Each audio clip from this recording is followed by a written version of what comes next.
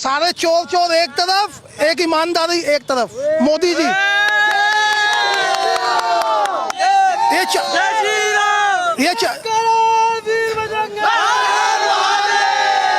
ये चाणक्य में भी लिखा हुआ है, जब एक ईमानदार आदमी देश में काम कर रहा होता है बढ़िया, तो सारे चोर विपक्षी पार्टी इकट्ठी हो जाती हैं, सारे चोर चोर इकट्ठे हो गए हैं। यही केजरीवाल है, जब नया नया आया था कहता सारी पार्टी चोर, कांग्रेस भी चोर है, लालू प्रसाद यादव भी चोर है, अखिलेश यादव भी चोर है। आज उन्हीं चोरों को क्यों बचा रहा है? क्योंकि इसके अपने मंत्री चोर है, इसके मंत्री भ्रष्टाचार में अंदर है, सिसोदिया और सत्येंद्र जैन। अब इसका भी नंबर आने वाला है। ये दिल्ली के लोगों और देश के लोगों को बेवकूफ मत समझे, ये दिल्ली और देश के लोगों को बेवकूफ मत समझे। ये खत्म हो जाएगी इसकी पार्टी, जितनी तेजी से आई है उतनी तेजी से खत्म हो जाएगी पूरे देश में। ये जीत के दिखाता तो गुजरात में जीत के दिखाता ना।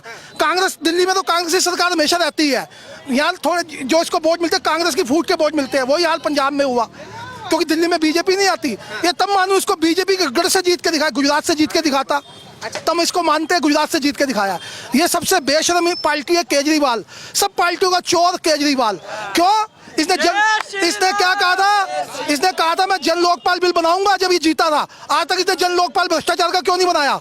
आज तक मैं सिर्फ केजरीवाल जी से पूछना चाहता हूँ, जन लोकपाल बिल क्यों नहीं बनाया इन्होंने? क्यों नहीं बनाया? और आज तक ये भेदभाव होता आ रहा है। देखो, हिंदू मुस्लिम सिख ईसाई सब आपस में भाई भाई हैं, लेकिन सरकारी स्कूल के अंदर आज भी हिंदू के बच्चे को 300 रुपये मिलते हैं और मुसलमान के बच्चे को 3000 रुपये मिलते हैं। ये व्यवस्था क्यों नहीं बदलता? क्यों नहीं बदलता? सबका साथ सबका विकास। अगर मोदी जी की तरह काम करेगा तो आगे आएगा, नहीं तो नहीं आएगा। जैसे अभी आपने कहा कि जो बाकी विपक्षी पार्टियां हैं वो चोर हैं, लेकिन राहुल गांधी जी तो कहते हैं कि चौकीदार ही चोर है। चौकीदार कहने के चोर के ऊपर माफी मांग चुका है सुप्रीम कोर्ट में। यही राहुल गांधी ने सुप्रीम कोर्ट में माफी मांगी थी, यही शब्द कहने पे, इसी शब्द में माफी मांग चुका है। जब इसने ओबीसी समाज का, तेली समाज का अपमान किया, इसने जब कोर्ट में कहा, इसने कहा सारे ओबीसी चोर हैं, ओबीसी और सारे मोदी चोर हैं। ये मोदी जाति तेली समाज और ओबीसी समाज में आती है, इसने सारे तेली समाज और ओबीसी समाज को चोर कह दिया। तो उस पर इसने माफी नहीं मांगी। क्यों नहीं मांगी? जानबूझ के नहीं माफी मांगी कि मुझे सहानुभूति मिल जाएगी, लेकिन इसको सहानुभूति कोई नहीं मिलेगा। एक राहुल गांधी कांग्रेस पार्टी को डुबोने के लिए पैदा हुआ है और ये बड़ी बुरी तरह हारेगी विपक्षी पार्टी है। जैसे अभी आपने राहुल गांधी की बात की, उनकी सांसदी जा चुकी है, ठीक है, लेकिन उनका कहना है कि ये लोग लोकतंत्र को खतरे में डालने वाली बात कर रहे हैं। लोकतंत्र खतरे में जब था जब 1975 में 61 लाख लोगों की जिसकी माँ दादी ने नाशबंदी करवा दी थी, तब लोकतंत्र खतरे में था। और लोकतंत्र तब खतरे में था, लोकतंत्र तब खतरे में था जब ये कांग्रेस की सरकार थी और इनका गृह मंत्री था शिवराज पाटिल और किरण बेदी का कमिश्नर बनने का नंबर था। इन्होंने किरण बेदी को पुलिस कमिश्नर नहीं बनाया, उठा के वाई डडवाल को बना दिया। 84 दंगे में इन्होंने कांग्रेसियों ने सरदारों को मरवा दिया, उनकी बहन बेटियों की इज्जत लुटवा दी। तब लोकतंत्र खतरे में था। आज लोकतंत्र खतरे में नहीं है। आज सब लोग जो मर्जी मुंह पे टीवी पे आके बोल देते हैं। अगर जो जैसे ये टीवी पे आके बोलते हैं तो इनको उठा के बंद कर दिया जाता ना, तब लोकतंत्र खतरे में था। हर पार्टी, हर जो भी जनता जो कुछ मर्जी बोल देती है, मोदी जी के बारे में बोल देती है, तब इनको कुछ नहीं कहा जाता।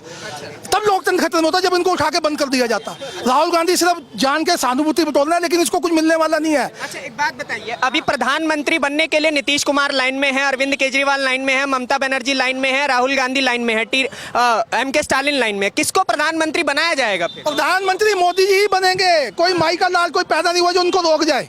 उसके बाद योगी जी बैठे 30-35 साल लगातार प्रधानमंत्री बनेंगे। जो योगी जी यूपी के अंदर काम कर रहे हैं ना, सबका साथ सबका विकास, वो कोई भेदभाव नहीं कर रहे वहाँ पे। अगर हिंदू बदमाश है वो भी अंदर जा रहा है, अगर मुसलमान बदमाश है वो भी अंदर जा रहा है, अगर सिख बदमाश है वो भी अंदर जा रहा है, अगर ईसाई बदमाश है वो भी अंदर जा रहा है। वो कोई भेदभाव नहीं कर रहे योगी जी, सबके लिए बढ़िया काम कर रहे हैं। इन केजरीवाल को योगी जी से सीखना चाहिए, केजरीवाल को योगी जी से सीखना चाहिए। ये झूठ बोलते हैं जो टीवी पे आके ना कि ये काम हो रहा है, गलत काम, कोई गलत काम नहीं हो रहा। तुम्हारे मंत्रियों ने, सिसोदिया ने घपला भ्रष्टाचार किया, शराब के ठेके, सरकारी ठेके बंद करवा के प्राइवेट ठेके खुलवा दिए थे। अगर मनीष सिसोदिया सही था तो वापस सरकारी ठेके क्यों खोले?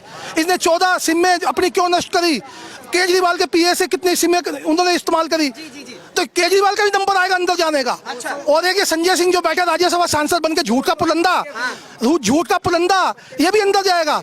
ये सिर्फ 5-6 आदमी सत्ता को चला रहे हैं, ये सबका नंबर आएगा, सब जेल में जाएंगे। सब जेल में जाएंगे। केजरीवाल आम आदमी पार्टी, अगर ये ईमानदार होता पहले जन लोकपाल बिल क्यों नहीं बनाया?